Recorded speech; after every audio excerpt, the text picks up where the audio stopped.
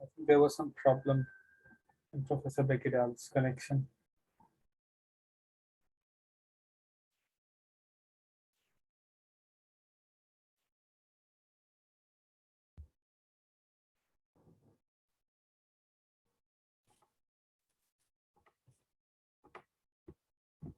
So you can share your screen and start, I think.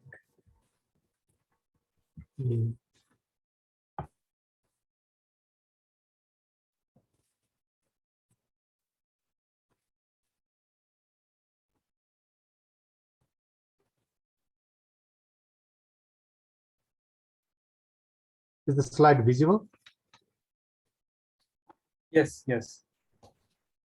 Okay, let me start. So I'm Bedmani Dal, associate professor at Kathmandu University, Nepal. So I'm going to discuss on the sustainable natural resources conservation and use, some of the practices which has been practiced in different countries. So if you have any questions in between, or if I'm not audible or my slides are not seen, please let me know. So let me start with some information on natural resources. Natural resources such as forest, animals, and fisheries, agricultural areas, and water are primarily considered as sources of usable commodities in most regions of the world, as we know. And the conservation of these natural resources are must for the different aspects of human need. However, the resources need are increasing, whereas resources availability are limited. So this can also be explained with the following examples, where crop demand of 1.9 billion tons in the 1990s will reach 2.7 billion tons by the year 2030. Similarly, demand for energy that has been increased by 18% from 2008 to 2020 and will grow by 50% by 2035. And demand for major metals that has grown by 30 to 50% till 2010, but the demand for steel will grow by 90%, and copper by 80%, and aluminum and other metals like zinc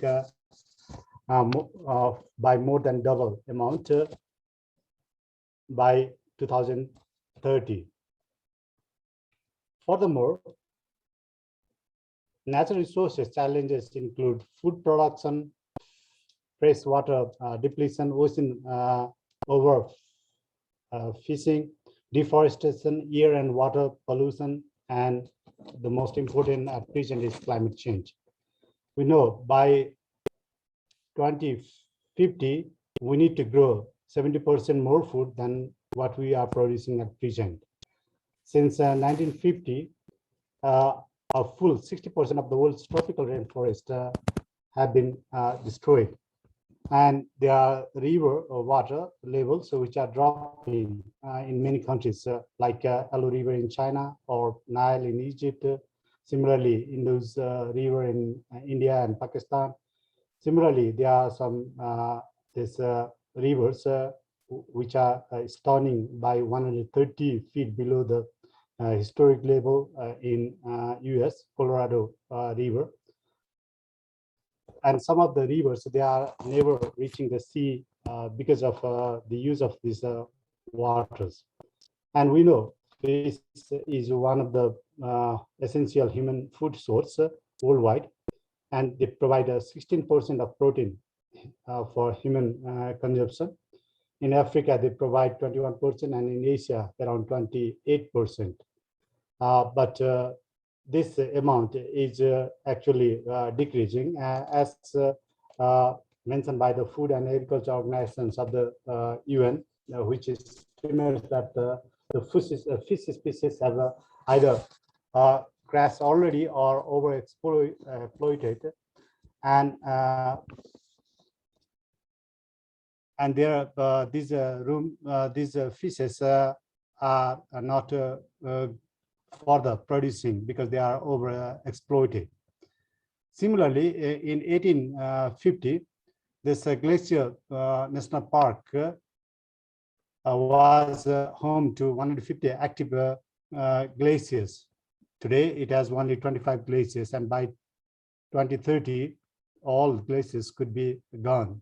It could be due to climate change or other reasons.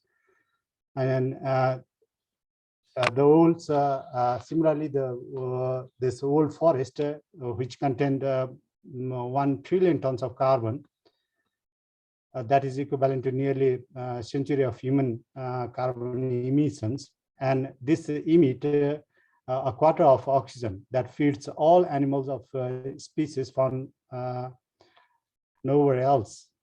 The rainforest alone are estimated to contain 75% of biodiversity found on land.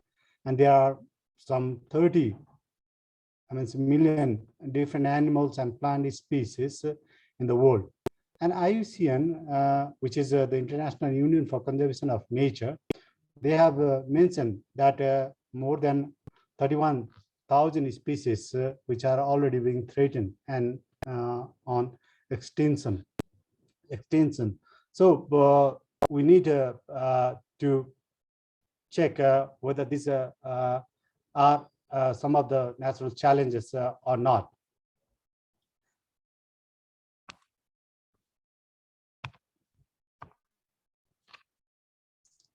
If we look at the real-time satellite data analyzed by Brazil's National Institute for Space Research, it says that this Brazilian Amazon forest has already lost 788,000 square kilometers of space. I mean, it's a forest from 1975 to 2018. That is in about 50 years.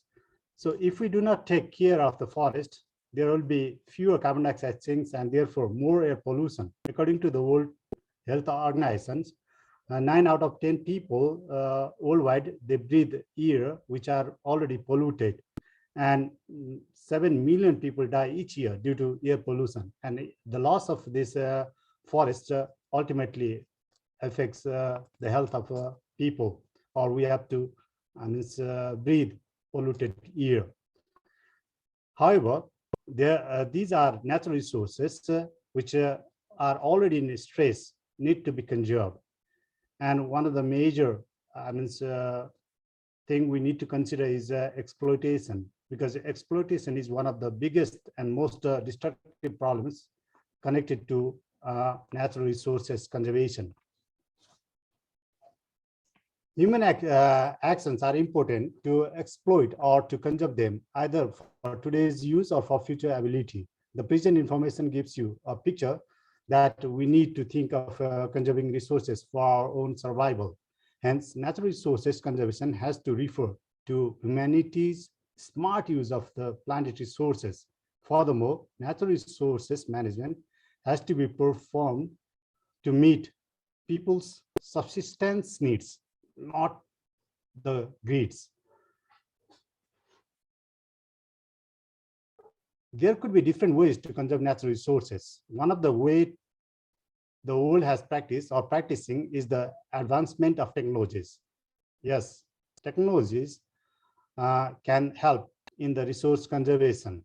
Let's have a few examples, like fuel efficiency and the level of pollution. In model, in this picture, you could see there are some models of year 2019. The average estimate real world mileage was almost 25 per gallon in 2019, whereas it was about 12 in 1975. Since 2004, carbon dioxide emissions have decreased by 23%, or 105 grams per miles, and fuel economy has increased by 29%, or 5.6 miles per gallon. The trends in carbon dioxide emission has decreased, whereas fuel efficiency has improved. This clearly indicates the efficient technologies can minimize the natural resources use, like use of fossil fuel, in this example, and reduce the pollution. These all have direct and indirect impacts on other natural resources as well. Similarly, if we look the electricity efficiency, over here you could see the comparison of traditional bulbs, CFL, and LED bulbs.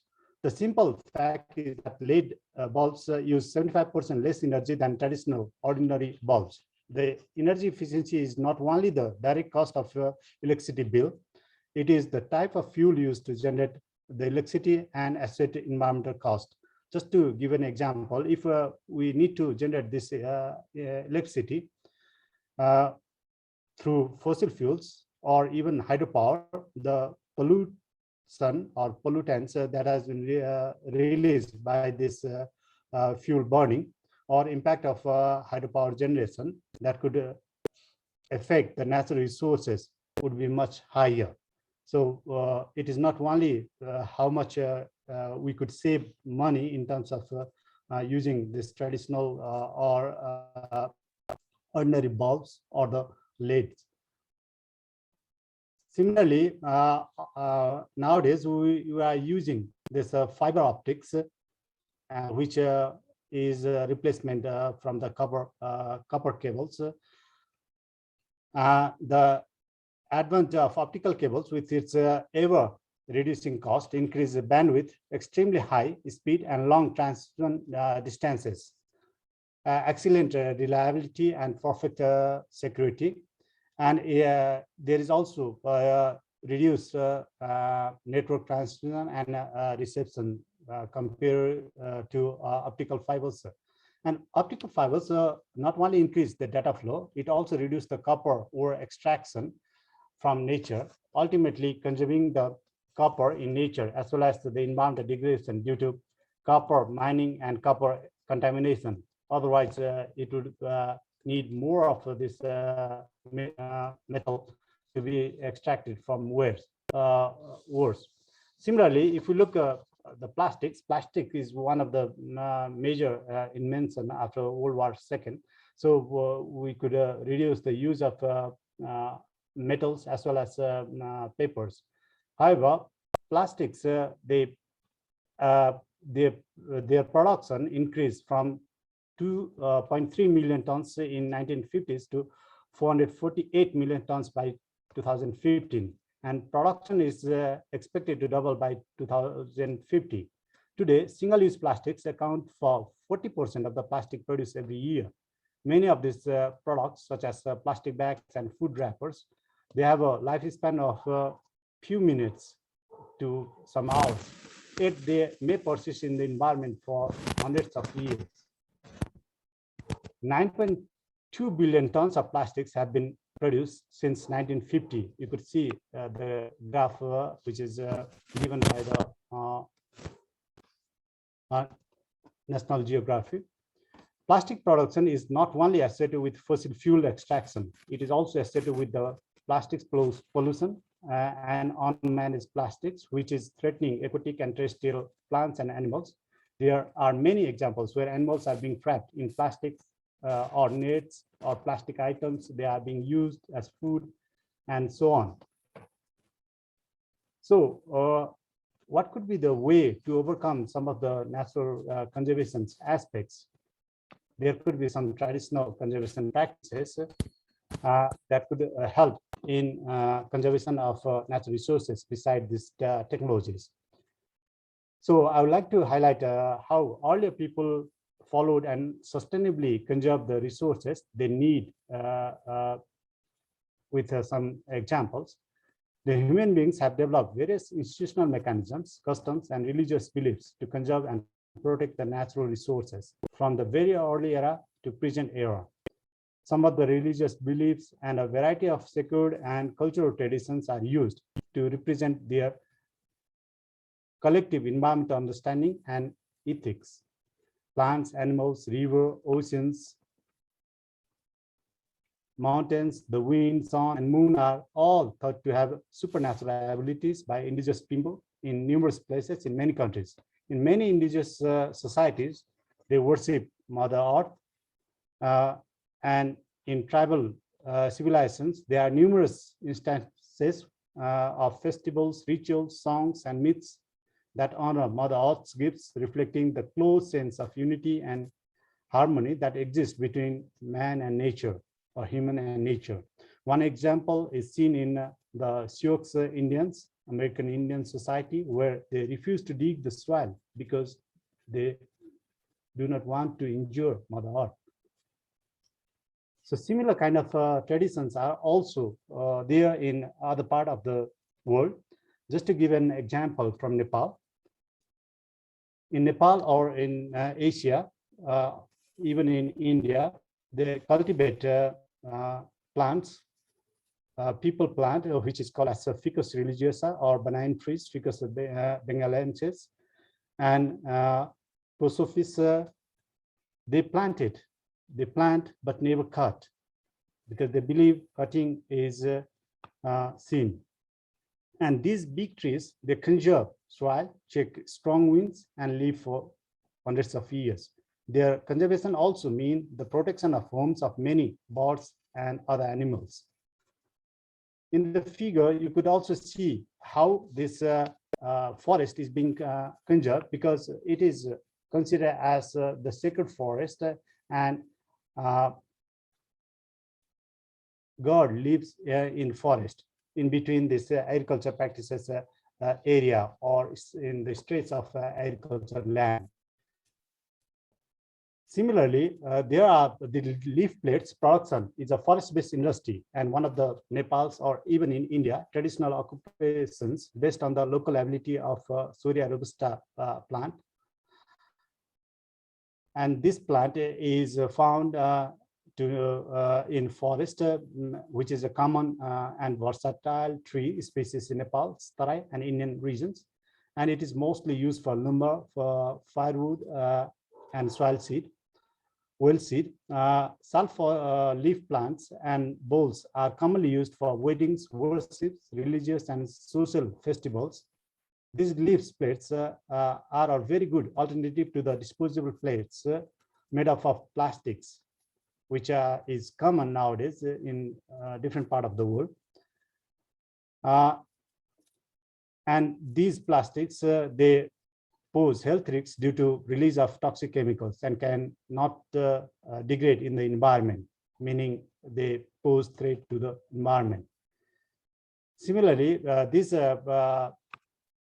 lips, plates, and bowls are getting importance, and in some part of the country, they are commercially produced, where women are being involved. So it also helps in empowering them and increase the economy of women.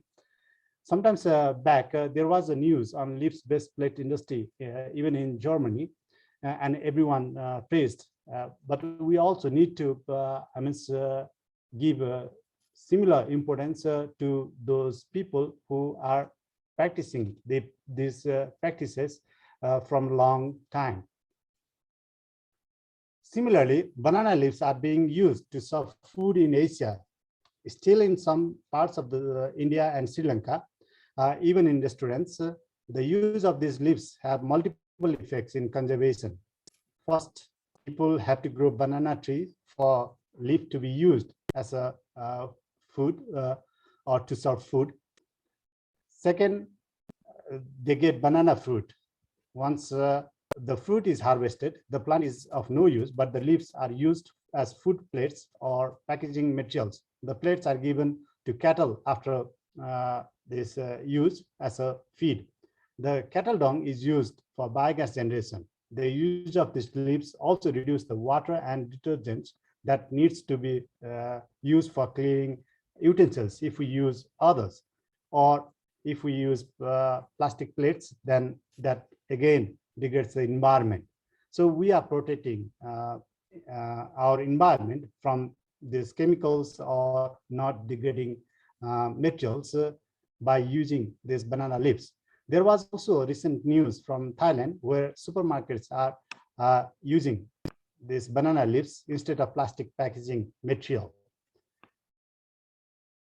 In some of the community in Nepal, Kulung community in Sankhasaba, they collect non-timber forest products on a special day in a year to control the overexploitation of non-timber forest products, as well as not to disturb other components of forest biodiversity and ecosystems. So these are some of the practices that really help in the conservation in a traditional way. Similarly, in India, since the time of Rig Veda, sacred groups have existed, which demonstrate the link between ancient rites and the natural environment. By a traditional practice, the upkeep of particular sections of the land or forest as holy groups dedicated to a village god who safeguard them. So they worship and contributed to natural conservation. These traditions are throughout India, which you could see in the map, which is helping in resource conservation and protecting of these sacred groups. Similarly, there are practices where themes from nature and wildlife through art and painting, sculptures, architectural embellishment, and decorative arts, they show love and regard to natural components, showing the ethics as well as the importance of conservation. The paintings show the existing biodiversity as well as their linkages to humans. So these kind of paintings you could see in different parts of the world, not only in India or in Asia. Similarly, in Philippines, indigenous knowledge is passed from generation to generation that still includes knowledge like nature as an important endowment. Nature should not be used for economic benefit. There should not be monetary value of natural resources, and nature should not be exploited. So these statements strongly support the conservation of nature and natural resources. In Ghana, there's Ghana communities, they protect some objects such as trees, stones, or even man-made objects.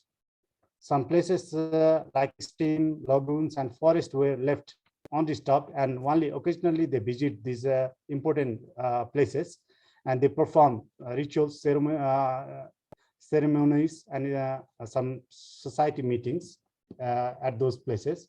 For nearly 300 years, different sacred groups in different parts of Ghana are important for Mulsigu community.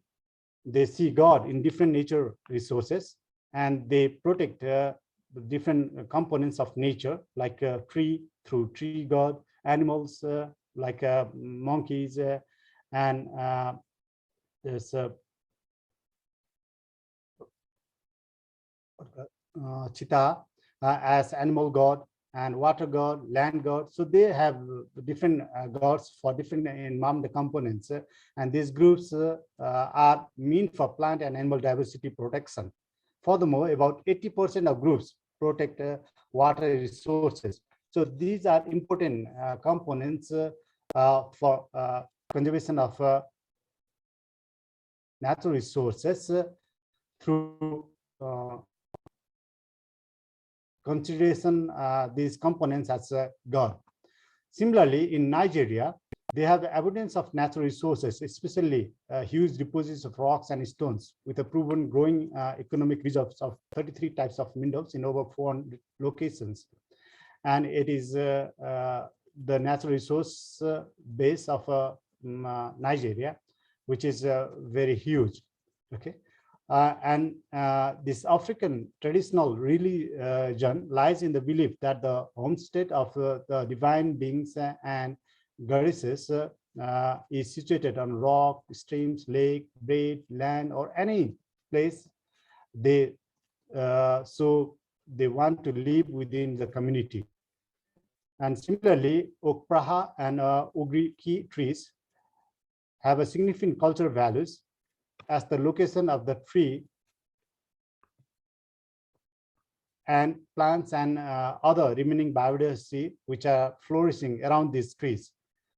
So they do not want to disturb or cut these kind of trees, or firing, burning, or other uses are not permitted. So they are not only protecting these special trees, but also the associated plants and other trees, along with these oak, oak pagra and ogriki trees. In one of the Ase village, Usede pond is used for fish harvesting, but only harvesting is done twice in a year. It is believed that no person can go for fishing alone. There must be one, more than one people, which means that it is harvested in a community, not individually. And it also is harvested when the appearance of a particular fish is seen, and they also stop harvesting when the similar fish is again seen, meaning the resources are not over harvested. So they practice to check the over harvesting, as well as the resources has to be shared among the people, not the individual should get all the resources. So with this, what I could draw from this presentation is that traditional resources management and life support systems have evolved over time by trial and error, and are only sustainable when managed within the ecosystem's carrying capacity. Similarly, sacred and cultural traditions are important in understanding the environmental phenomena and develop environmental ethics. Traditional practices and beliefs are important in natural resources conservation and sustainable uses. Sacred groups are good examples of how traditional religious or sociocultural practices to sound resource management. Indigenous people use biodiversity and sustainable practices for managing natural resources to secure livelihood. Moral philosophies connect all life on earth and human for responsive care of nature. The sustainable use of resources and its conservation in traditional as well as modern practices, either through best use practices or fuel energy efficiency tools or policy reforms, they all are significant in conservation of resources. So we also need to give due recognition to the traditional practices, not only to the recent technologies or advanced process of natural resource conservation. Thank you. If you have any questions.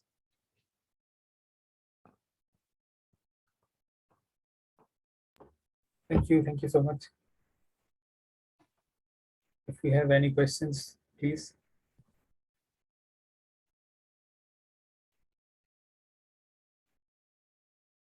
Yes, Sachin and Samuel, we have two raised hands. Please go ahead.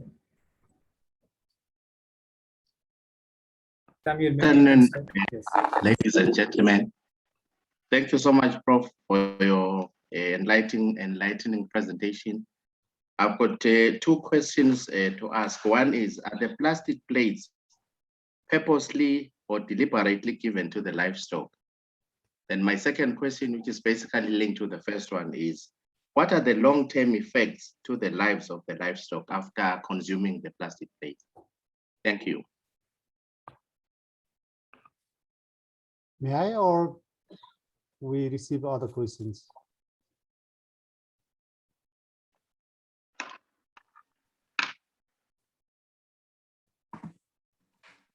Can I Okay, also so add I will a respond question? to these two questions first. Thank you for your questions. Actually, these plastic plates were not given to the cattle. The food in the plates is used or is eaten by the cattle. And this, if cattle are given this plastics, then obviously the plastic itself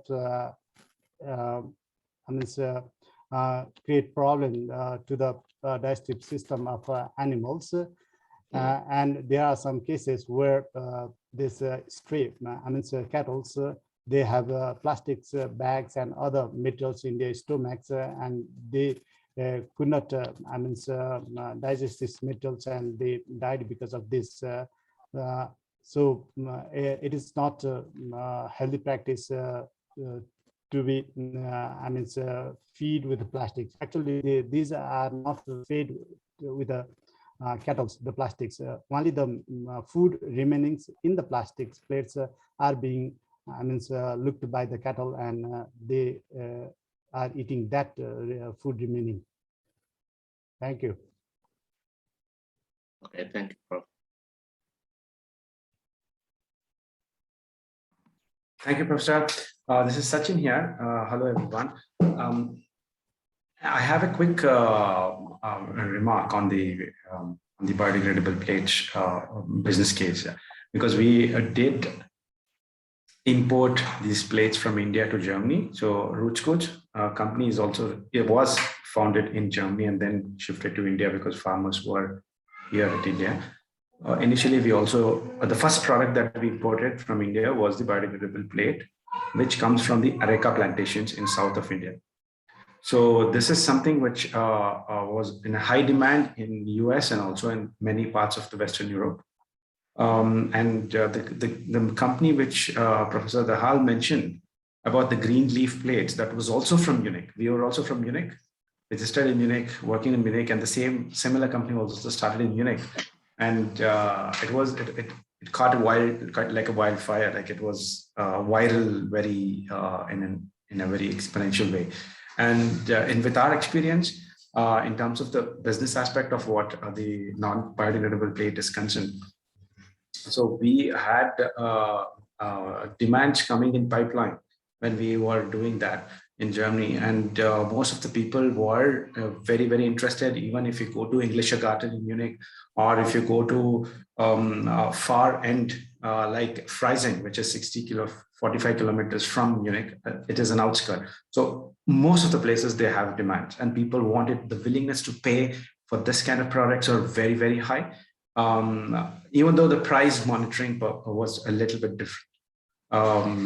Price parity in the Munich was a bit higher, but in the rural part of the Munich was a little bit lesser, but many, many people, most of them wanted to buy it. So thanks, Mr. Dahal, for introducing us again to the idea. Thank you. Yeah, thank you for your compliment. Actually, I'm showing this plastic, instead of plastic plates, this leaf-based plates are really important in conservation because they are biodegradable and directly come from environment. But my concern is also to give due encouragement for those people who are doing this for hundreds of years. So the society. So they will also get encouraged in using or manufacturing of this kind of goods. That's the point I would like to raise over here with this scientific community. Thank you so much. We have a raised hand from Sadhvi. Yes, please. You are mute. Please unmute. Yes. Good evening, everyone. Good evening, Professor Dahal. My major concern was, you did mention about the sustainable and the green plates, which has been used. There are other plates, like other than the banana leaves or the areca, which has been mentioned by Root Goods. The other plant which you mentioned is about the shore robusta. These are the plants which are actually, the leaves are actually collected from the forest. And it is not directly like when it comes to banana leaf or the areca leaves, these are from plantations. So it comes as a waste and they can be made into. But what about this particular, robusta is actually coming from the forest? The question goes on to the sustainability of, the byproduct coming, because it has been picked from forest, not from farm. And how is that particular tree going into the sustainability part of it, and how it is being grown, and what is the sustainable part of it is my major concern, because it comes from the forest The pickers, like they have to be picked from the forest and brought into the market. And that has gone drastically down today in India's market, particularly. In the southern part of India, we do use that particular type of a plate which is picked from forest. Now it has gone almost into the extinction, and we are not seeing that. It has a nutritional value also better than banana, and it is also having the environmental good effects that it is not a plastic, but it has gone into extinction. Would you care to, or anybody care to explain onto the fact how we can make into the sustainable part of it? It's just a concern. Yeah, thank you for your questions. Actually, these Soria robusta leaves, they are being used from a long time in this part of the world, especially for religious and other activities. So this commercial production has started recently. And obviously, as you have mentioned, so if we overexploit this, and again, we will have a problem. However, instead of plastics or other materials, it is still better. And this plants, this leaves collection is seasonal because every year they get regenerated, so they could collect.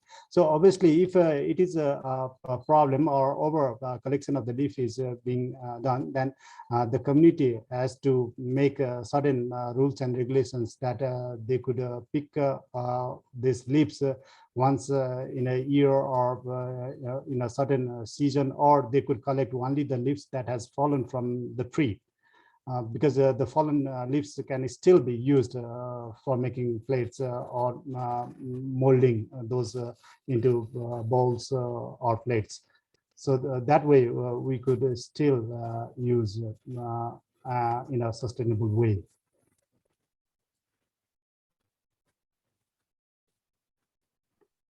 Thank you so much.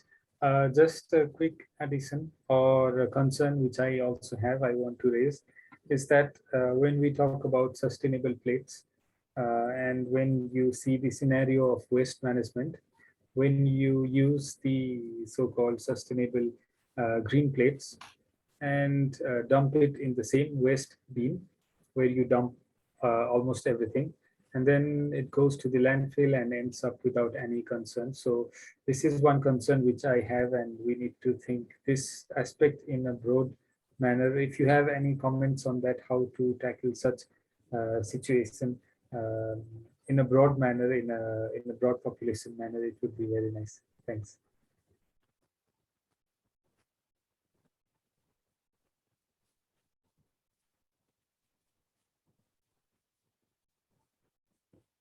So this is a question or comment? Mix of both. Compliment. It's a mix of both. If you have, okay, to my understanding, if we use this leaf waste plates, obviously they are biodegradable. So instead of bringing them to the landfill site, so we could make compost out of it, or give these leaves to the animals, or make animal feeds.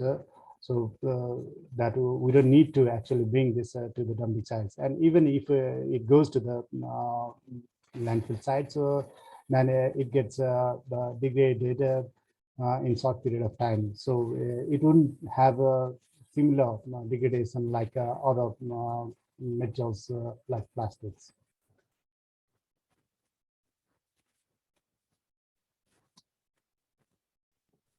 Yes, thank you very much. Any one of us have any questions, queries? Okay, so we saw Professor Bekidal some time back again.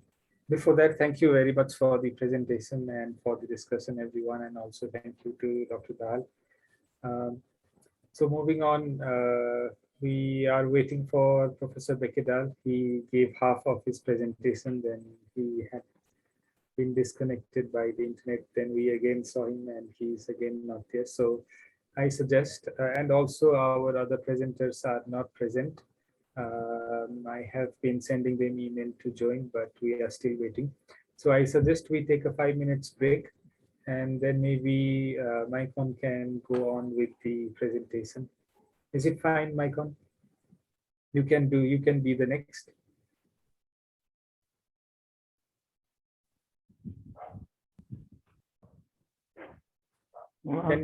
Can you be the next? Next. Maria is, yes. Yeah, Maria is joining in 5 minutes to help us with the translation. So, so let's take a 5 minutes break and then we will restart. So we can I'm stay. sorry, you have given me the host status, and there were some people waiting in the room. Okay, no problem. Hi, Maria. Maria is finally here. Maria, we were just asking Maikon about whether he can join, whether he can start or give his presentation after a small break. Can you explain better in Spanish, español? ¿Dónde no lo veo? No lo veo. Macon. Ah, hola. ¿Cómo estás? Creo que piensan hacer una pausa de 10 minutos para luego presentar tu video o... Because the other presenters are absent and we are also waiting for Professor Becquedal. Okay. So maybe in the meantime, he can go ahead with his presentation. But my question is, are we going now to a pause of 10 minutes or are we going to present right now the video? No, let's take a break of 5 minutes and then 5 or 10 minutes and then we start again. Let's say 10 minutes and then we start again. Okay, perfect. So maybe we can start at 5. Yes, at 5, your time, yes. Yeah. Yes, my time, Yeah. sorry. Okay. Okay. Sounds great. Okay, okay. Then let's see us in 10 minutes. We can stay here and we will take a small break of 10 minutes. Thank you. Okay. Gracias. Anything, Maria? I just want to know, or Macon, ¿está bien que, o sea, que me pueda comunicar contigo en español? Perfecto. ¿Sí? Bueno. Ok, voy a tratar de hablar un poco despacio para tratar de hacer como la integración con las preguntas que tengan los asistentes.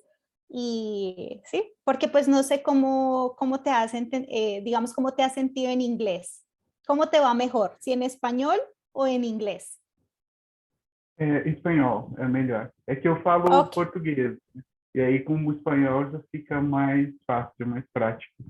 Sí, es más cercano. Perfecto. Perfecto. Ok. Yes, tem um vídeo, né? Dime. Okay. Em um primeiro momento vai passar o vídeo agora, né? Da apresentação? Sí, la idea es que voy a presentar tu video y después hacemos la sesión de preguntas o comentarios que tengan los asistentes. ¿Te parece? Perfeito.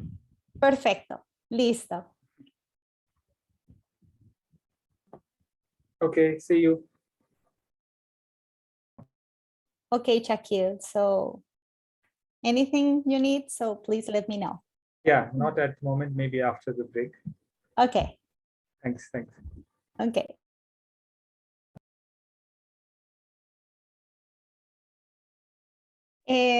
Maicon, no sé si alcanzaste a escuchar a las 5, en 5 minutos retomamos el video, ¿ok? En 5 minutos. Ok. Ok, ¿qué hora es para ti allá? 11h55 aqui em São Paulo. 1:55. Ok, perfecto. Entonces a las 2 para ti nos vemos otra vez acá para presentar el video. Muy bien. Bueno.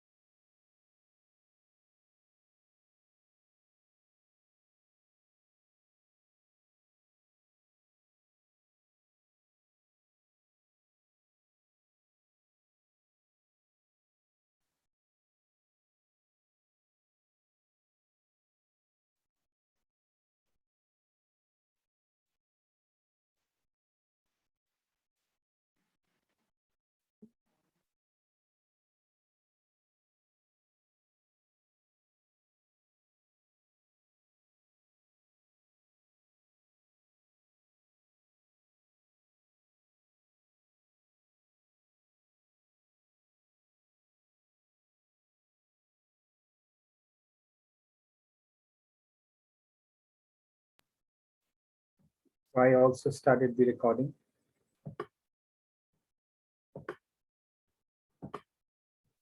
Okay, Maria, you are the host now.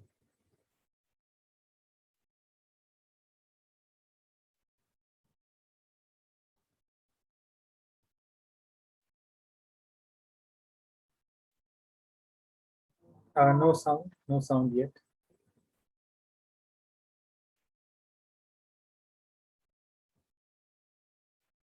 Maybe you need to accept your Prazer system estar sound. aqui. Yeah, now it works. Eu me chamo Maicon Tardan, sou aluno da licenciatura em Física do Instituto Federal de Itapetininga. Meu orientador é o Dr. Ivan Fortunato, também professor do Instituto Federal de Itapetininga. E estarei aqui falando sobre o projeto MESOS, Matriz Energética Sustentável. Então, a base para o desenvolvimento do projeto MESOS foi o projeto de iniciação científica, o emprego de terras raras na eficiência energética, desenvolvido pelo professor Dr. Bruno Gianelli, isso em 2014. Em 2018, o desenvolvimento de ligas supercondutoras e novas tecnologias pelo princípio de Sipik-Peltier, que foi denominado Projeto Hefesto, que também foi pelo professor Ivan Fortunato. Em 2018, o projeto MESOS, que é esse que vos apresento, tratando da matriz energética sustentável, também com o professor Ivan Fortunato.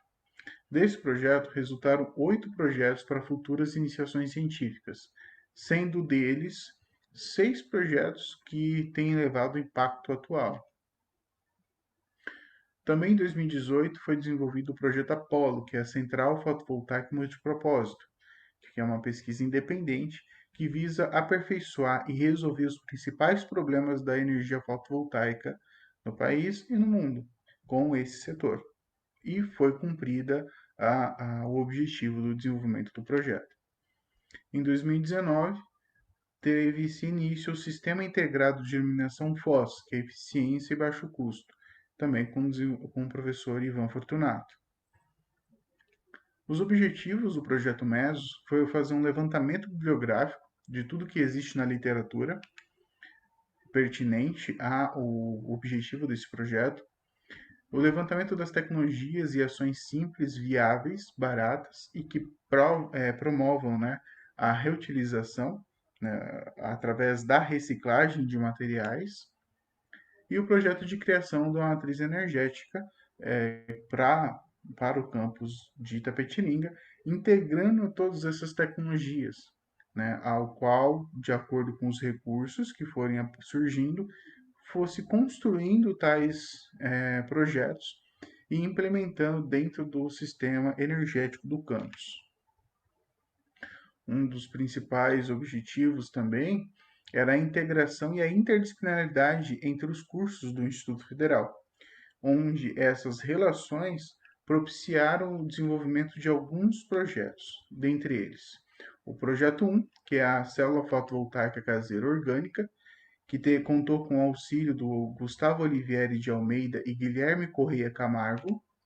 O Projeto 2, Como Fazer Célula Solar em Casa, é uma célula química, na qual eu desenvolvi, de baixo custo e que auxilia também em iluminação de emergência.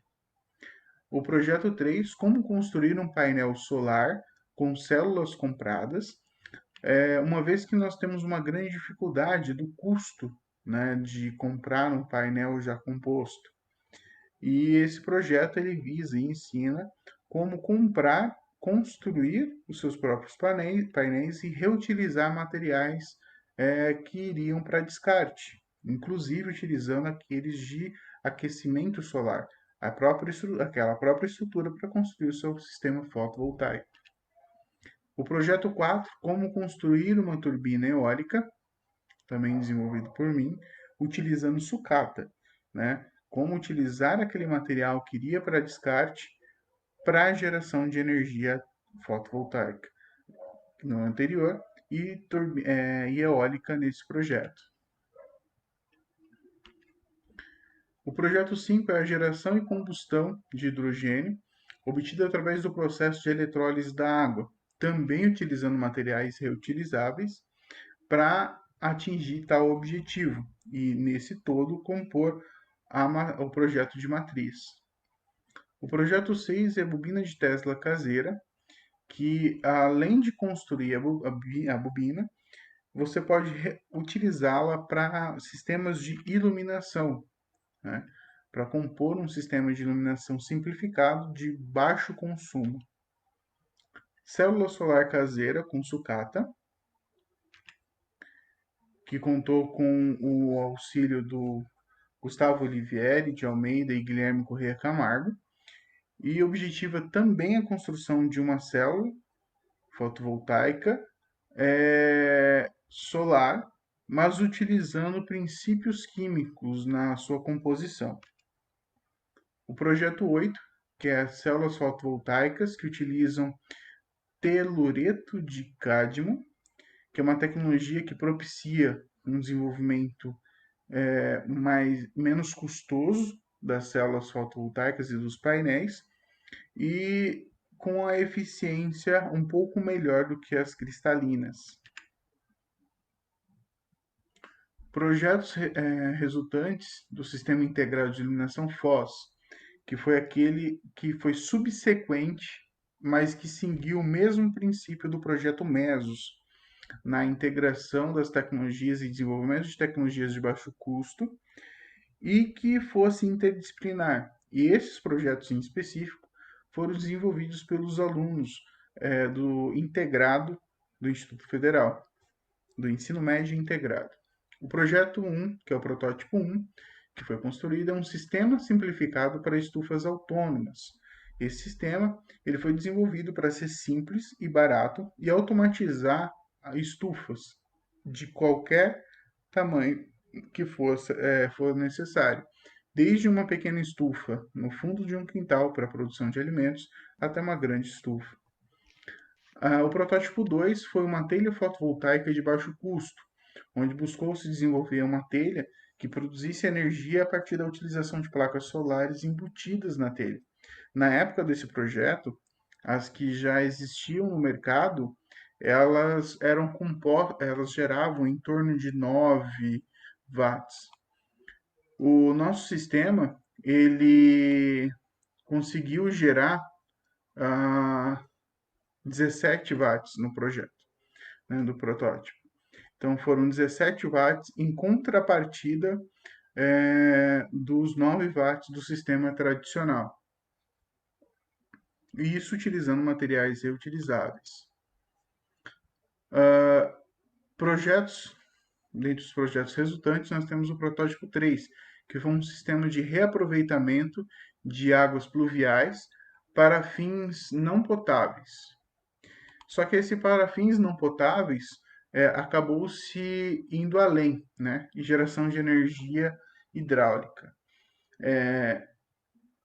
O objetivo de captação utilizando PETs, restos de PET, restos de tubulações de PVC é funcional, né? E além de ser utilizado para limpeza de casa, quintal e jardinagem, ele pode ser potabilizado utilizando sistemas que já é utilizado, por exemplo, no Nordeste do Brasil, em regiões, né, sem muitos recursos, onde ele recebe um alto grau de insolação, de radiação solar, e é utilizado a semente da moringa como agente biológico, né, orgânico, para a purificação dessa água. E dentro das próprias tubulações podem ser instalados sistemas de geração com microgeradores para compor iluminação ou alguns sistemas de baixo consumo, também dentro dessa matriz energética. Como a gente pode ver, toda a linha do desenvolvimento do Mesos, tanto nos anteriores como posteriores, ele segue a linha interdisciplinar e funciona com a utilização de recursos reutilizáveis que iriam ser descartados. Então, muito obrigado pela oportunidade de estar aqui e fico totalmente à disposição.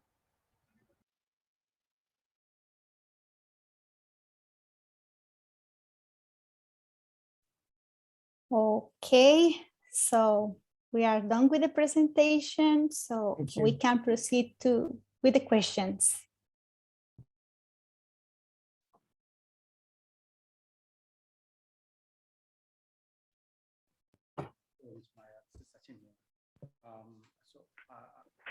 Can we have a quick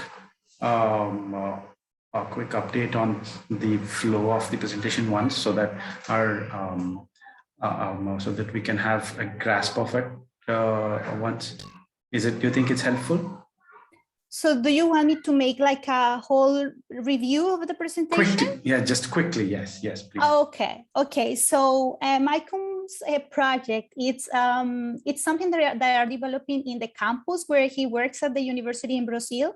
And the idea is that they are trying to develop a system, an illumination system that use things or energy resources that are developed with cheap materials or materials that they can reuse. So he mentioned in the presentation specific projects that they have developed in the campus. So for example, developing a photovoltaic cell with recycled materials or materials that you can find easily at home. And the idea is that they are not using new materials, but trying to reuse the materials and trying to take an advantage of that for producing this illumination system.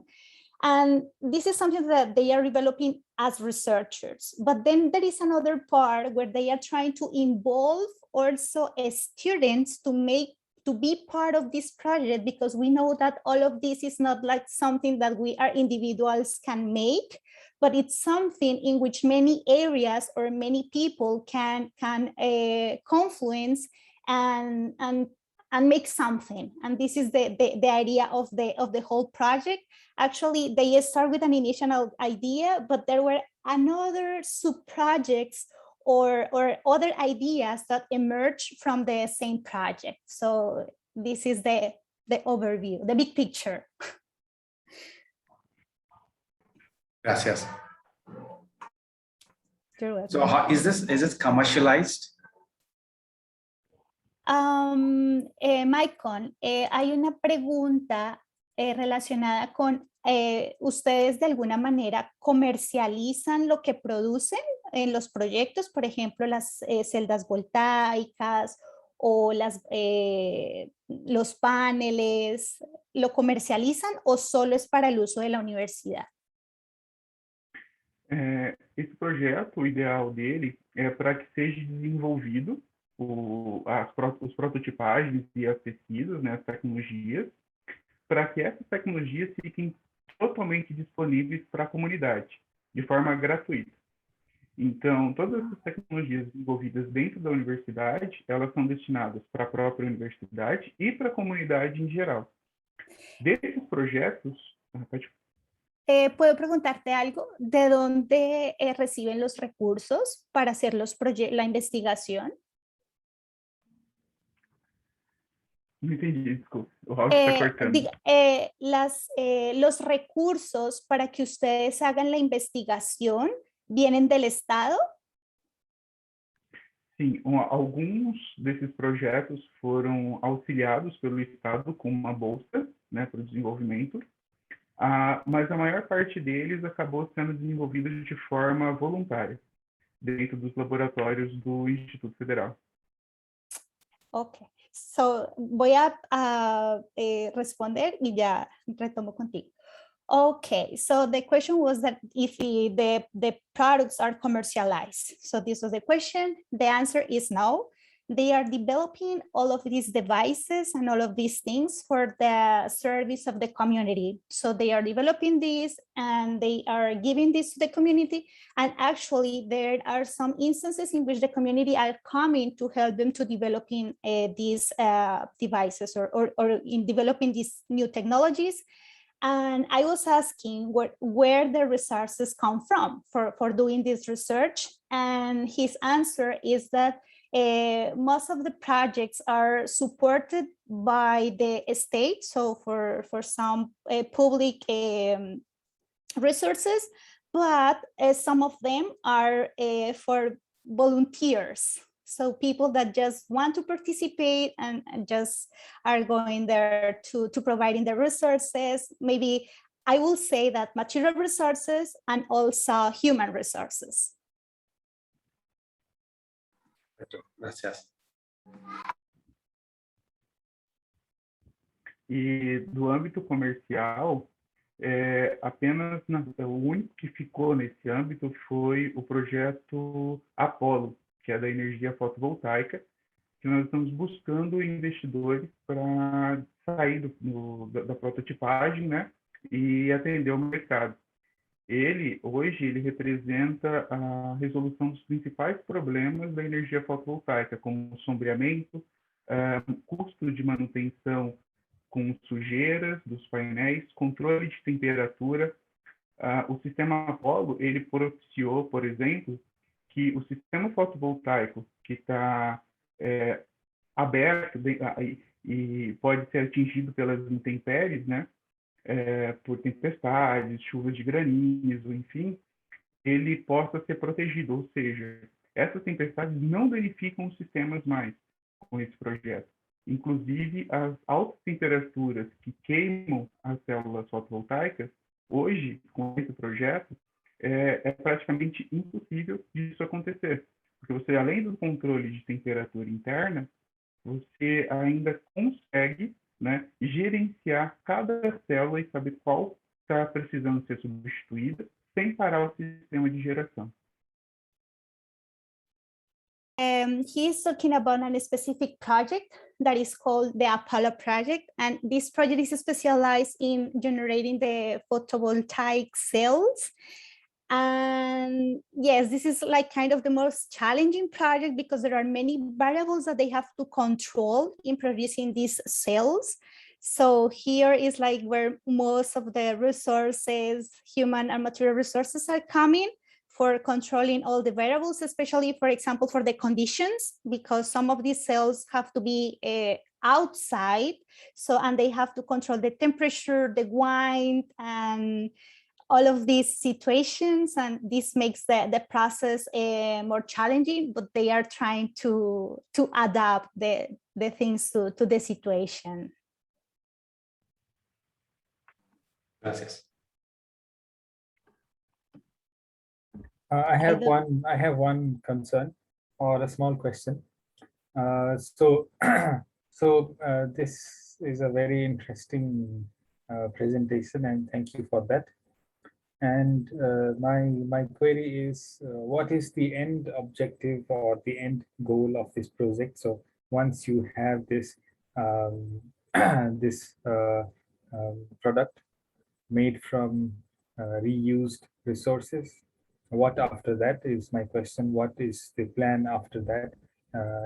And that is one. And the another question is there any education aspect to it? For example, are the students learning from it, or are there university or school students involved in the project, and or what is the overall structure of the project in general? Thanks. Ok, hay dos preguntas. La primera pregunta está relacionada con cuál es como el objetivo final del proyecto, ¿sí? O sea, que tú nos puedas contar 2 o 3 aspectos principales que sean el objetivo final del proyecto. Esa es la primera pregunta. La segunda pregunta está relacionada con los aspectos educativos. Sí, cuáles son como los principales objetivos formativos de la propuesta. Por ejemplo, si hay estudiantes de instituciones educativas, de pronto estudiantes de colegios o algo que hayan venido a vincularse a la propuesta y pues que también se estén beneficiando con todo el proyecto que ustedes están haciendo. Respondendo à primeira pergunta, os principais objetivos é buscar a integração de tecnologias, né, que possibilitem intensificar e melhorar a eficiência daquilo que já existe. Né? Um dos grandes desafios é se desenvolver tecnologias que diminuam o seu custo de desenvolvimento, né? E ainda assim você consiga uma eficiência melhor. Isso do aspecto do projeto Mesos, né? Que o objetivo dele é a integração das tecnologias. E aí a gente aproveitou essa oportunidade de desenvolvimento das tecnologias físicas, matemáticas e engenharias que estariam envolvidas nesse projeto e integrou com o sistema educacional. Então, hoje, nós temos dentro do Instituto o curso de licenciatura em Física, licenciatura em Matemática, Engenharia Mecânica, fora vários cursos técnicos de cunho educacional para o sistema integrado de ensino, para ensino médio. Se você quiser ir falando por partes, respondendo por partes, fica à vontade. Aí eu vou respondendo. Tell me what you're saying. I was just making notes of what you were saying. What was that? The final thing that you say? ¿Qué fue lo último que dijiste? ¿Me entendeu? Tú dijiste algo al final que no te entendí. ¿Ya terminaste? Eu perguntei se quer que eu continue e fale a íntegra ou quer que eu fale em partes para ir traduzindo para eles. Que si quieres que hables, ¿qué? Porque falta só um pedacinho. E aí, a parte do projeto educacional, ele já é voltado não só para os resultados dessa pesquisa do Mesos ser levado para a comunidade de forma totalmente gratuita, como favorecer esses alunos que já estão atuando dentro do Instituto e dos seus laboratórios, esse conhecimento mais técnico, mais ligado à pesquisa, ao desenvolvimento, não só de tecnologias, mas o significado que o desenvolvimento dessas tecnologias traz de âmbito social, né? Então, desenvolver algo com um propósito maior do que simplesmente ter dinheiro, né? Conseguir dinheiro ou vender algum projeto, mas com um lado que a ciência deveria ter como âmbito primordial, que é atender a comunidade, desenvolver tecnologias para melhorar a qualidade de vida e gerar mais eficiência nos sistemas energéticos para que se use menos recursos naturais a cada dia. Okay. Let me summarize the thing. So regarding the first question about the main goals of the project, so there are many goals. The first goal is about the integration of technologies. So this is one of the first goals. So trying to, they don't want to build something new, but just trying to work in what is already built and trying to maybe reward that and improve that in order to achieve higher efficiency in the devices or in the technologies that they are developing. This is one. The other one is a more social goal because they are working with the community, and most of the things that they are developing are for the use of the community for free, let's say. So this is like kind of the social goal that they have. And regarding the second question about the educational goal or the involvement of students, of course, they work with the students that are preparing to be engineers and that they are working in mathematics or in physics. So they work also with the students in developing these things. Of course, they engage the students, for instance, in the laboratory and working with them and as part of the same courses that they are working on at the university.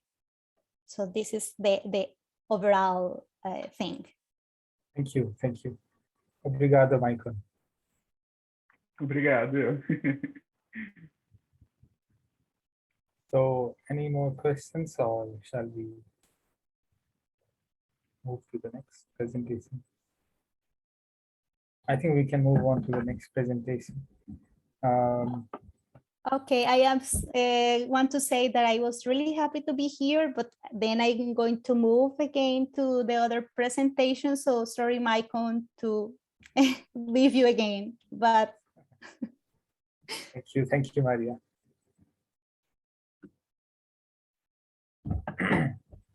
Obrigado, Maria.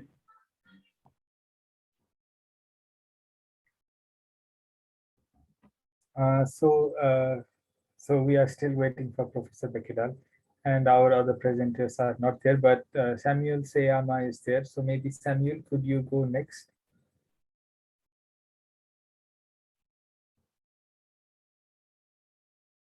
Let me try and share the screen.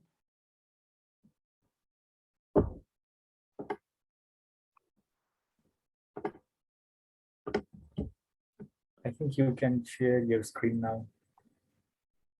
Okay. To access my stuff from my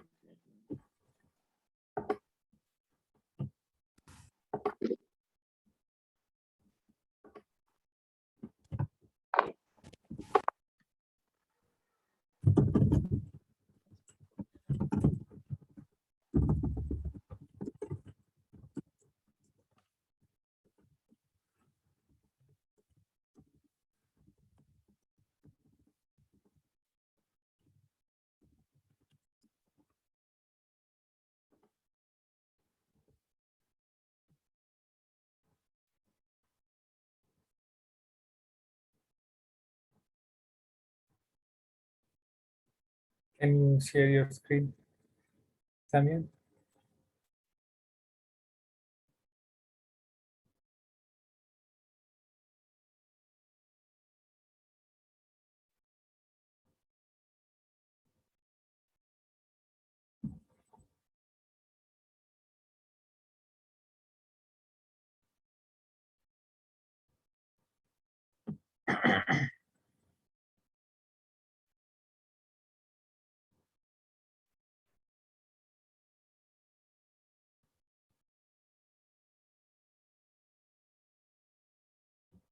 Any issues, Samuel?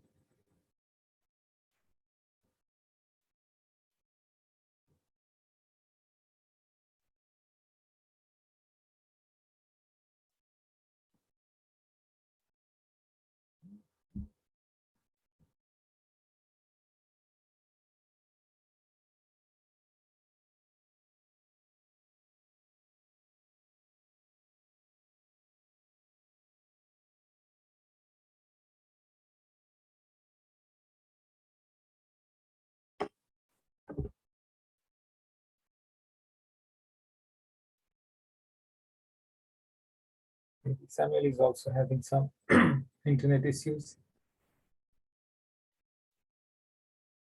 Okay. Let's wait.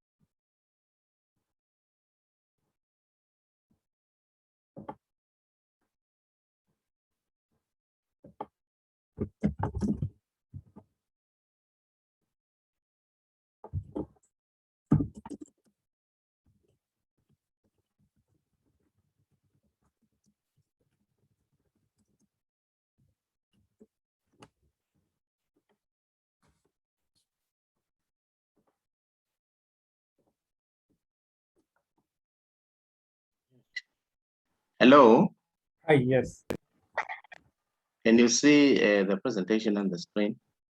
yes. Now we can see it. Sorry for the delay. No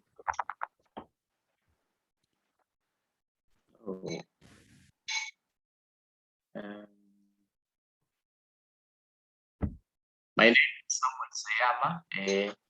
Then afternoon here is already going for 6. I am making a presentation, which is basically a joint presentation with Professor Vital, who's my colleague in the Department of Geography and Environmental Science.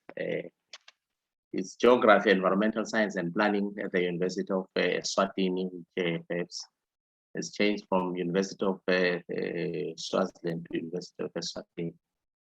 The title of my presentation is Sustainable the sustainable environmental management issues associated with rural industrialization in Eswatini. And I'm looking at the case study of a certain place in the country called Makindaneni. Perhaps, as you may observe from the title, there is sustainable, and then in brackets there is a question mark. Perhaps by the end of the presentation, you should be able to deduce whether is that sustainable or not. So my first slide is basically showing the location of the country, Eswatini, which is basically a landlocked country surrounded by South Africa in the north, the west, and the south, and then there's Mozambique in the east. Eswatini basically is divided into 6 agroecological regions, and the purpose of having that slide is basically to show the location of the study area, which is basically that one, which is indicated with a triangle.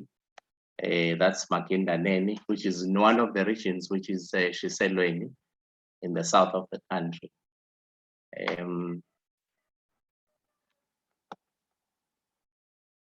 Basically, that map, which is slide number 3, is showing the location of the factory shells or industries. I'll be using these interchangeably. Factory shells in the country, and then you also have the study area, which is settled, as you can see on the map. So there are several of these factory shells built around the country, but our focus is basically on that one, which is in the Shiselweni region. And perhaps the main reason, I must make mention of the fact that one of the reasons is that it is a wet industry. All the others are basically dry industries, like in this one, are basically producing a number of products from amarula, fruit. That one is also basically doing the same thing, except that they are also producing things like soap, lotion, and so on. That one is a factory shell that is basically dealing with the blankets, and that one is dealing with the jeans, but it's not like the Zenyong, FTM, and Hosi in the south, which is the case study. So that's basically the details of the study area. So that's where the study was carrying out, and somewhere over here is basically where the industries are located. Now, the study basically is on rural industrialization, which is a government initiative of addressing socio-economic ills such as poverty and unemployment by decentralizing industries from a certain town called Matsapa, which is basically an industrial town of the country, to rural areas, which is basically bringing employment opportunities to where the people are residing. And the one perhaps other issue that is being addressed is the issue of reducing rural urban migration. That is the flow of people migrating from rural areas to urban areas. The other one is to try and minimize the spread of informal settlements, which are characterized by several environmental challenges. Now, Matsapa, industrial town, I think it's surrounded by a number of these informal settlements, which I think among other challenges, there is the issue of lack of proper wastewater disposal. That what government did in this instance, that is the project of rural industrialization. What government does is basically erect physical structures in selected rural areas in the country, such as the case study that is presented But I must hasten to say it's not only the construction of physical structures in rural areas, but also in urban areas, such as the ones that I highlighted, Tangano, Hlatikulu, and Stake. So these are some of the urban areas where these structures have been erected. Now, the focus of this paper is on the environmental controls administered by the Eswatini Environment Authority, which is basically a government parastatal that is responsible for environmental issues in the country. And then the other aspect is looking at the benefits to the community of the study area, which is Makinda Name. The results of the research, they indicate that the Eswatini Environmental Authority was involved in the assessment of the construction of the physical structures, but not the regulation of the industrial operations of the factory shells ultimately established in such structures. So this is basically saying when these structures were constructed in the different areas in the country, the environmental authority had an input in the construction of the structures. But because what government does was basically construct structures as a means of attracting FDI, which is foreign direct investment, the government did not have any knowledge of the industrial activities that will be accommodated in the different structures. Now, the industrial activities, therefore, in the factories were basically not subjected to any environmental impact assessment.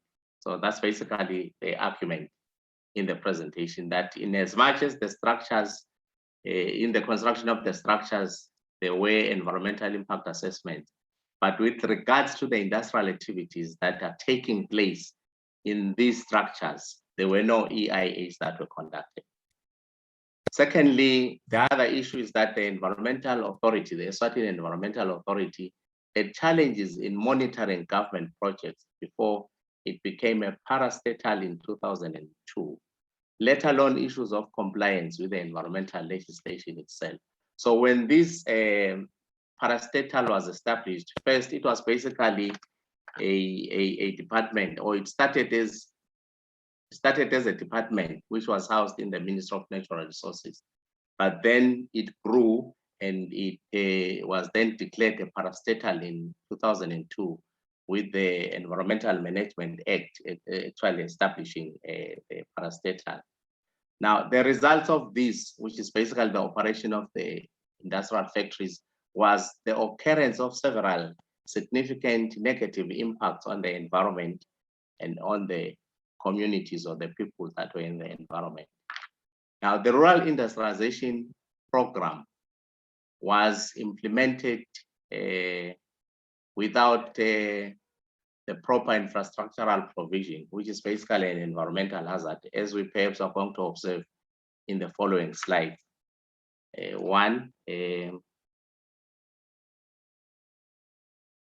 Before the operation of the textile industries, several boreholes were sunk below the factories, but the water was not sufficient for the factory operations, since these are wet industries which utilize a lot of water. So like I highlighted earlier on, these are wet industries where basically they're producing jeans and they're using a lot of water. So for it to be successful, they had to be that sufficient water, but with the boreholes that were sunk, it was observed that there was no sufficient water for the operations of the factories. The other issue is that Samuel, just a moment. Sorry to disturb. I received messages from the participants to let them in the session. So I think you are the host, so you can see in the participants button. I should do what? See the participants. Yeah, if you click in the participants, then you can let them in. I'm sorry that the internet connection is not actually the audio is not very clear. I can hear that you are talking, but I can't grasp exactly what you are saying. Okay, I will write it to you. Please continue. Sorry to disturb. Okay.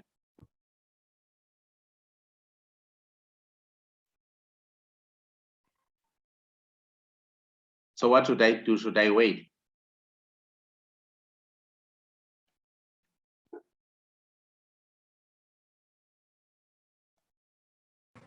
Go ahead, please. I'm trying to have a look at. Oh, okay. So I should wait. Okay.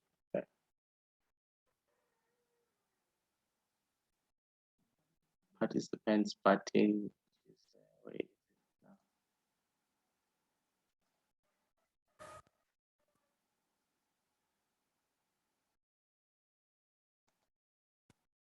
Participants.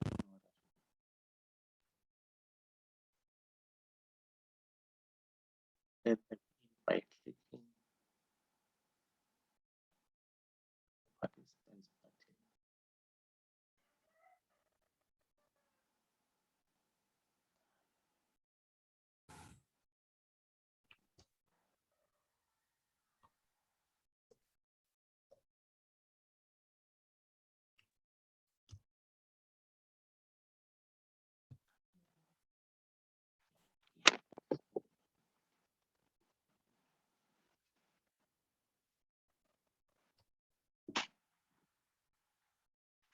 I've clicked the button, but I seem not to see the response. Okay, no problem then. Yeah, I think you can continue with the presentation. Sorry to disturb. Okay. But are they now part of the meeting? I've clicked the participants button, but I'm having waiting room in the meeting, so I'm not sure as to what should I do. You can accept them. You can let them in. That is invite. Yes. Okay, and then from there, copy invite link. The copy invitation. Invite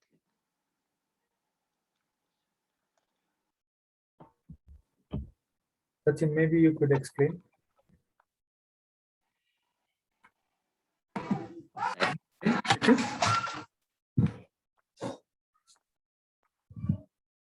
Okay, so now they've been allowed to be part of the meeting. Okay, great. Okay, so should continue from here. Yes, thanks. I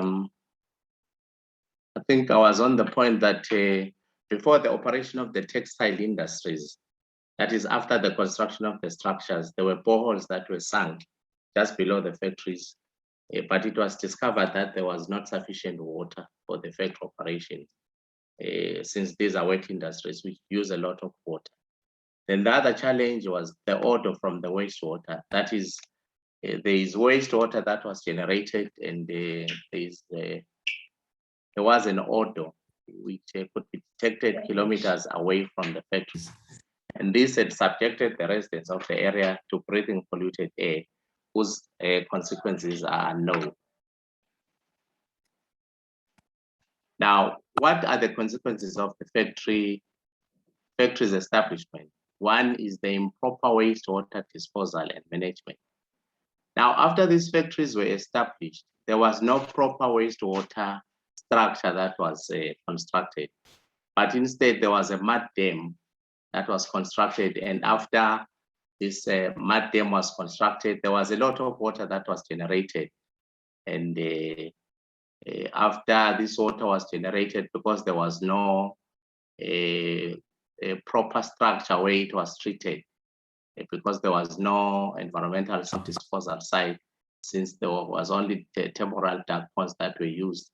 And after the temporal storage was full, the wastewater flowed to the nearby Mlambomote River. That's a river which is close by to the factories and the tributaries.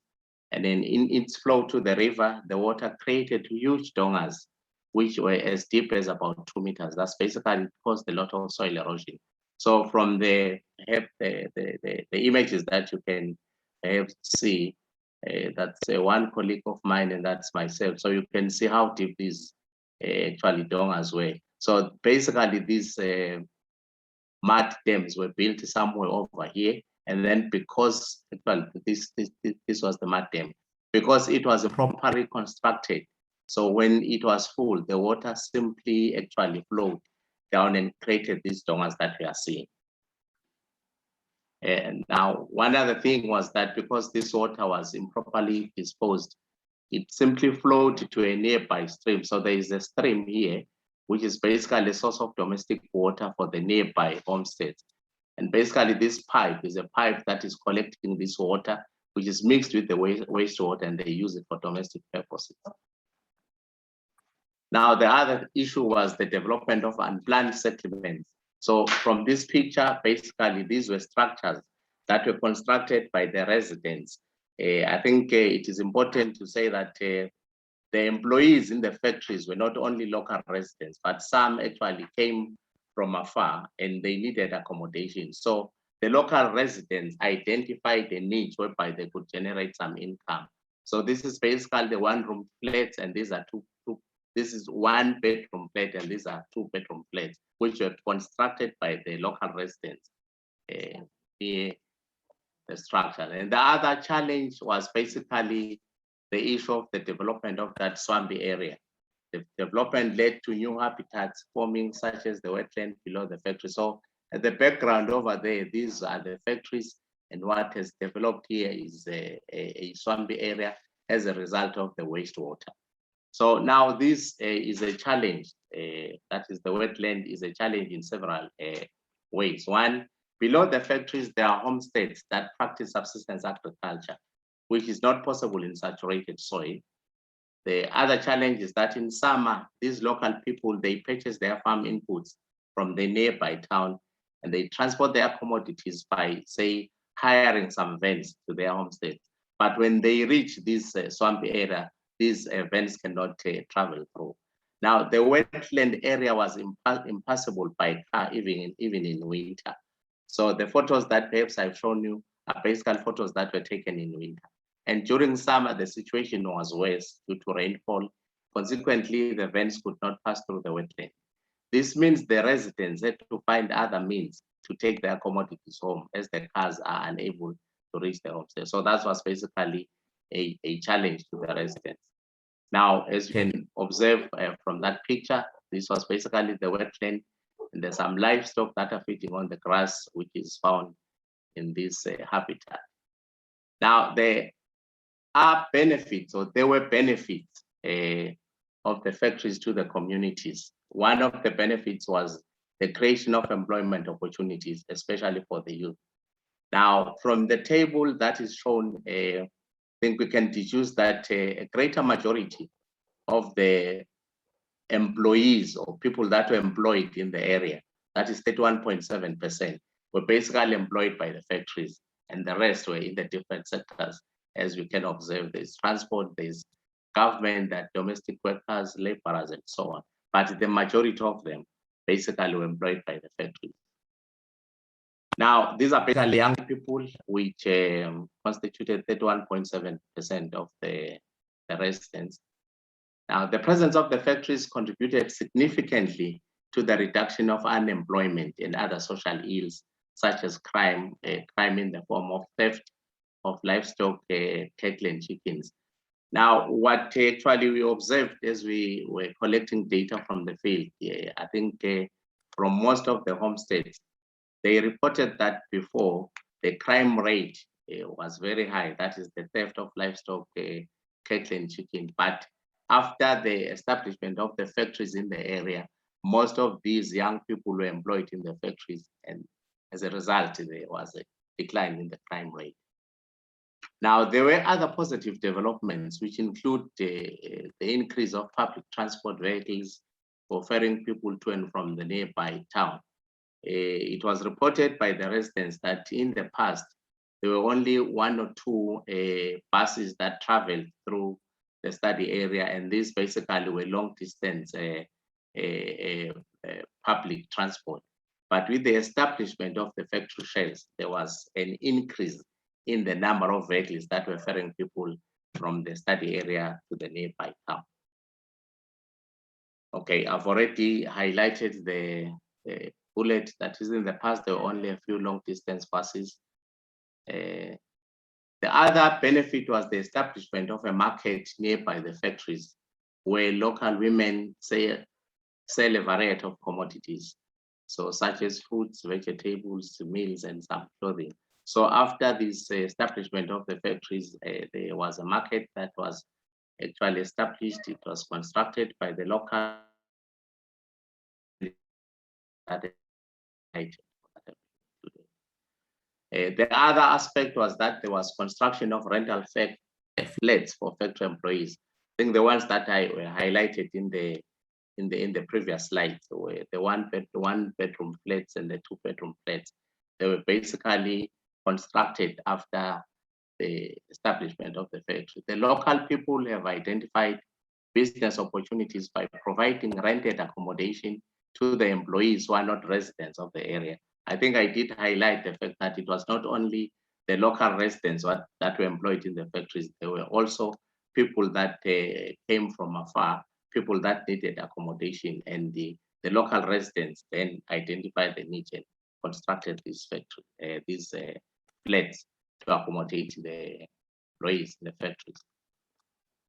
Now, in a relatively recent survey, which was conducted by the Ministry of Housing in the study area, almost all the homesteads around the factories had at least one tenant that was employed by the FTM or the Sengyong. So these are basically the names of the factories. So there was a study that was conducted by this ministry, which is responsible for urban development, and it was discovered that almost all the homesteads in the study area, they had a tenant in an employee that was employed by these factory industries. Ladies and gentlemen, that is the end of my presentation. Thank you. Thank you, Samuel.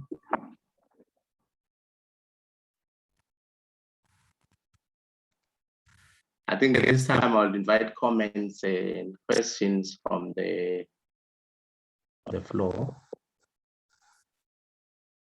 Yes, so if anyone has any comments, questions, then please proceed.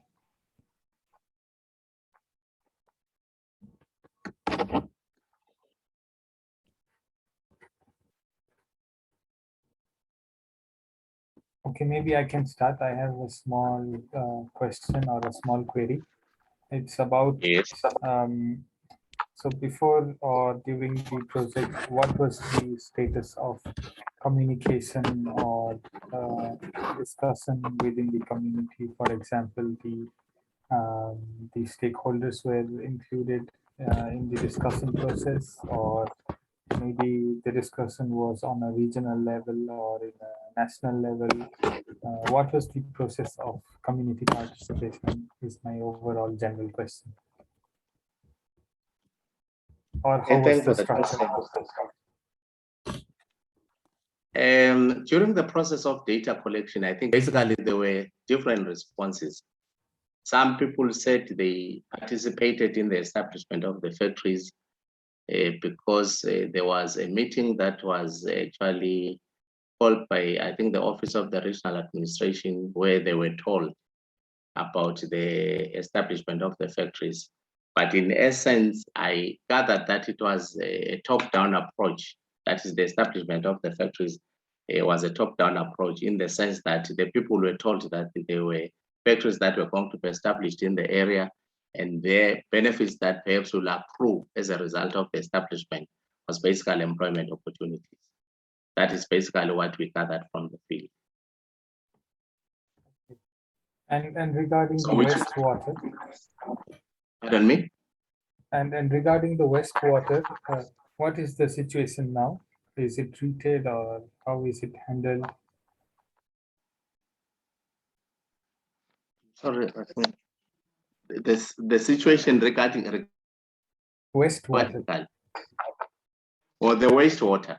yes. There is a plant that was constructed, which basically they do treat the water before disposing it. But still, the manner it is disposed, I think, is environmentally unfriendly, because I think our last visit to the area, there is still that once the water has been treated, it basically flows straight into the river. And some community members are now taking advantage of this wastewater. That basically, actually, they have established gardens and they use it to irrigate their vegetables. Like spinach, cabbages, and so on. But Okay. in essence, now the water is not like it was during the initial process. Okay. Okay. Thank you. Thank you. Any questions? Any more questions?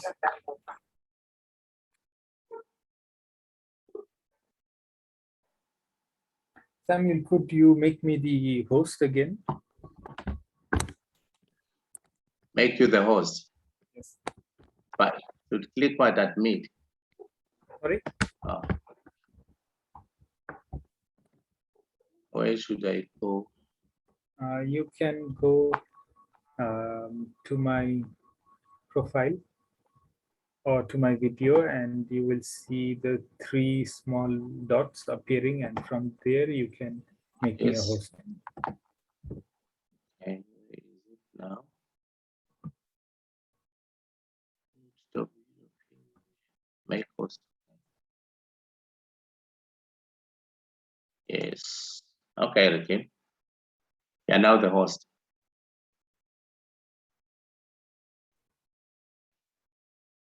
Okay. Am I the host now? Yes, you are. Okay. So I would like to share a screen and show something.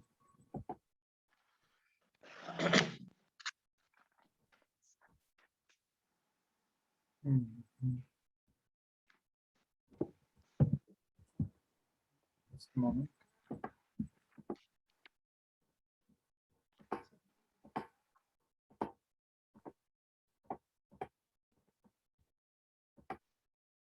How to Okay, so thank you, Samuel. Thank you for the presentation. So now the situation is that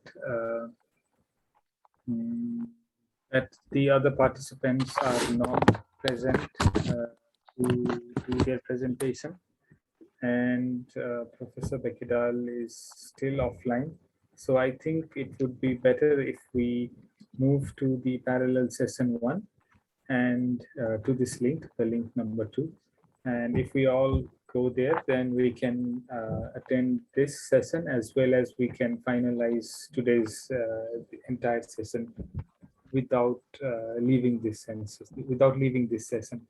And I will also message to Professor Bekidal that if he gets his internet back and if he wants to join, then he can join us from this link. Is it fine for everyone?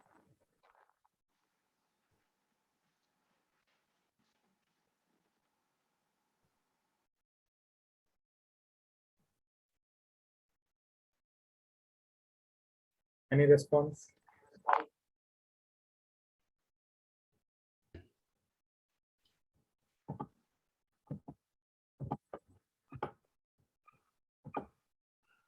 So we leave this session and go to parallel session 1. Yes, yes, because Okay. our presentations here are over and the remaining presenters are not here. So let us move to parallel session 1, everyone.